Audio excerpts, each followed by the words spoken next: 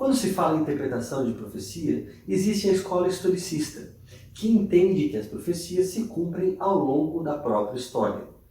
Essa escola de interpretação profética usa uma chave muito importante para interpretar profecias de Daniel e Apocalipse, o princípio de ano. Aqueles que não são historicistas, ou mesmo entre os historicistas, há críticas a essa forma de interpretar as profecias. Eles dizem o princípio de ano não é bíblico. Nesse vídeo, nós vamos analisar algumas razões pelas quais podemos continuar empregando o princípio de ano.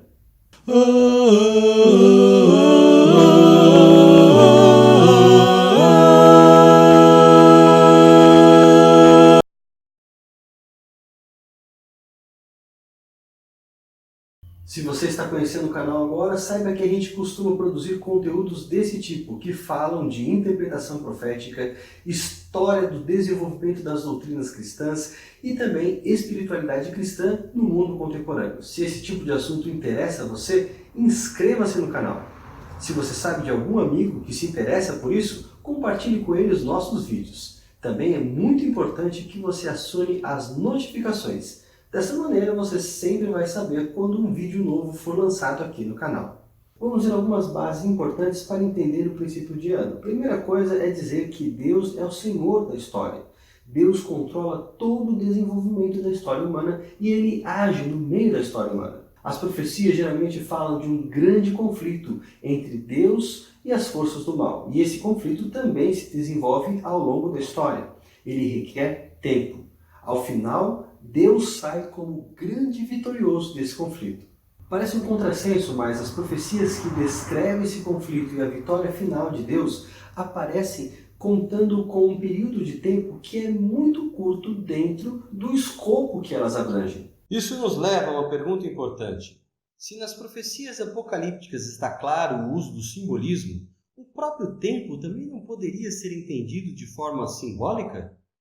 Isso explicaria por que algumas profecias descrevem estar no tempo do fim, quando, por exemplo, o período associado a essas profecias é contabilizado em dias. Como fez notar William Scheer, há também um outro fato importante que nos faz pensar no tempo como não sendo literal.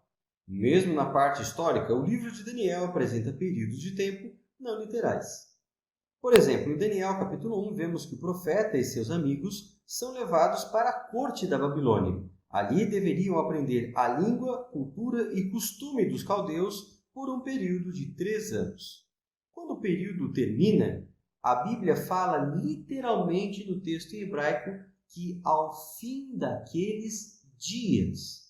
Nesse caso, o período completo de 3 anos é contado como dias.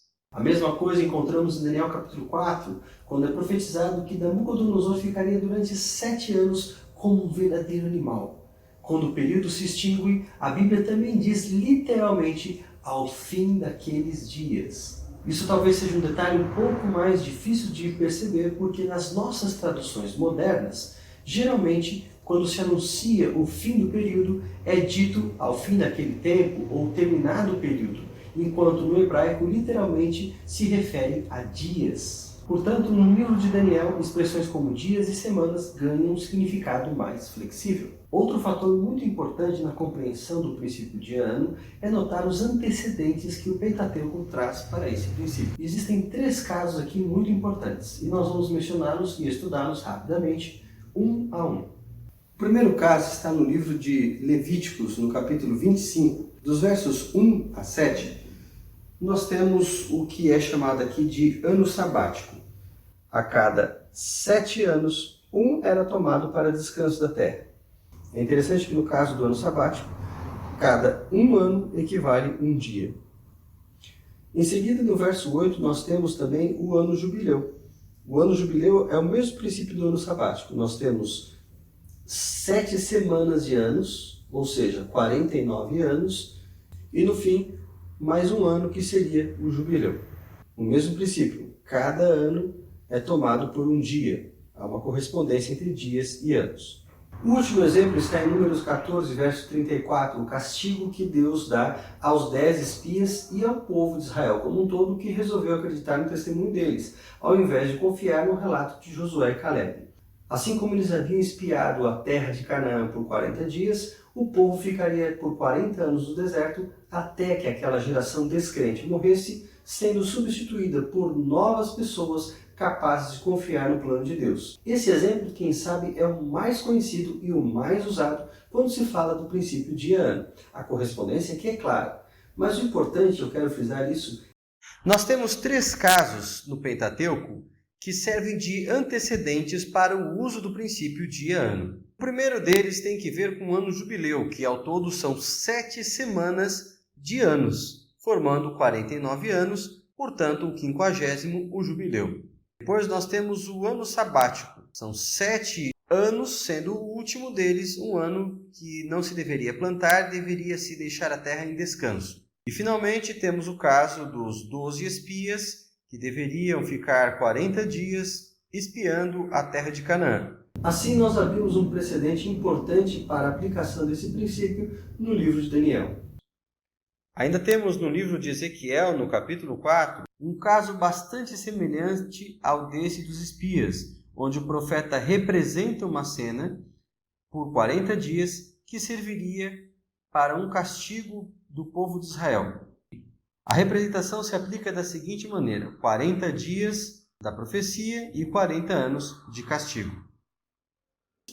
Enfim, aqui estão representados alguns dos principais argumentos para o uso do princípio de ano. Assim podemos ter como algo mais bem estabelecido esse princípio, não é simples invencionice, não é algo que no passado se usou como uma espécie de texto-prova ou simplesmente algo artificial. Não, estamos realmente diante de algo com respaldo bíblico e que deve ser empregado sem medo quando nós temos uma profecia que se refere ao tempo do fim. Vale lembrar aqui um último importante argumento, a chamada miniaturização profética. Esse princípio ele é muito importante, então temos aqui uma correspondência muito simples. Quando temos um elemento pequeno representando algo grande, então o tempo contabilizado em dias representa um tempo maior contabilizado em anos.